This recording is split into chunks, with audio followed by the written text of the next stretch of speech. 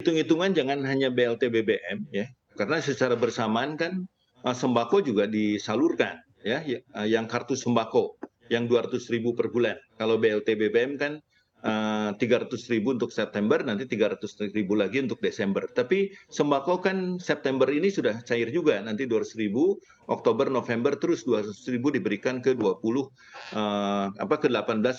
juta. Belum lagi PKH. Ya, PKH juga di dalam 18,8 itu ada 10 juta diantaranya yang penerima PKH. Itu tergantung komponennya. Kalau dia lansia dapat 2,4 komponennya, disabilitas 2,4. Kalau ada ibu hamil 3 juta per tahun ya. Kemudian anak balita 3 juta, kemudian juga nanti anak SD 900, SMP 1 juta dan SMA 1,5 juta.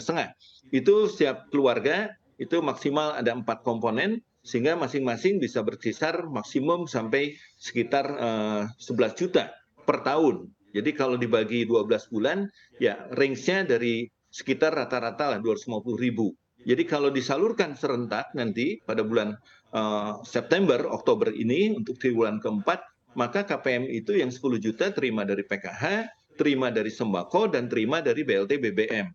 Dan ini kalau yang PKH sama sembako sudah dianggarkan juga 2023. Ada kontinuitas untuk bantuan sosial. Oleh karena itu BLT BBM kan sebetulnya ini penguatan bantalan sosial dalam situasi agar masyarakat bisa beradaptasi dengan perubahan-perubahan yang ada yang terjadi di masyarakat, terutama kenaikan harga komoditas yang memang bisa mempengaruhi daya beli dari masyarakat dari kurang mampu. Jadi pola pikirnya kalau perhitungan Kemenkeu dari bantalan bansos yang tadi kami sampaikan itu bisa mengurangi sampai 1%. Kalau BLT BBM ya mungkin hanya terbatas hitungannya kan, tapi kalau digabung dengan BLT yang lain sudah tentu ini akan mempengaruhi dan paling tidak menjaga rate kemiskinan tidak sampai meningkat kembali gitu. Ini yang patut kita juga perhitungkan, dan bahkan di Kementerian Sosial dan kementerian lain sepakat untuk juga tidak mengandalkan skema bansos, tetapi harus diupayakan ada edukasi ke masyarakat.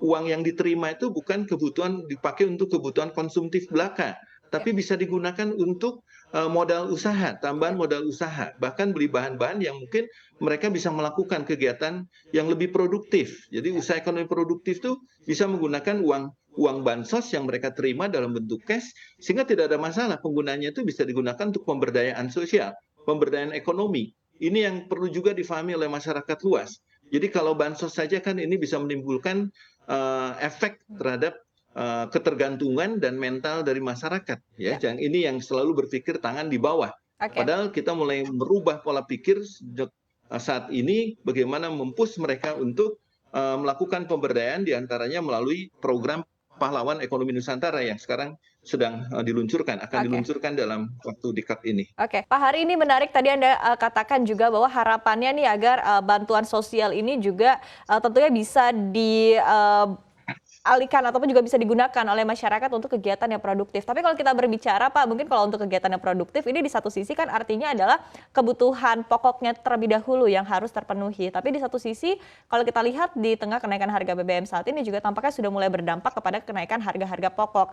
Dan tentunya ketika nanti diputar menggunakan menjadi sesuatu yang produktif, tentunya ini juga tampaknya lebih sulit begitu Pak bagi masyarakat. Seperti apa Anda melihatnya Pak? Ya, kalau kajian secara makro bisa saja analisis ke arah itu. Tetapi kami kan punya pengalaman di level mikro. Langsung melihat masyarakat yang saat ini juga kita tangkap aspirasinya terhadap kenaikan BBM tersebut. Jadi beberapa KPM, keluarga penerima manfaat yang kami interview, itu menyampaikan satu analisis yang menurut kami agak cukup appreciate juga. Karena mereka berpikir kan sekarang ini BBM ya habis dikonsumsi sama orang-orang kaya. Ya, orang-orang menengah, orang yang punya mobil. Kami ini kan nggak punya mobil, tapi kita terdampak ya terhadap penggunaan subsidi oleh orang-orang kaya. Memang benar sih ya, kondisi sekarang ini kan harus mulai berpikir, ayolah negara Indonesia ini harus berdiri dengan posisi mengurangi subsidi-subsidi tersebut, dan juga kalau barang yang ke arah ke common product itu harusnya diarahkan kepada nilai keekonomian.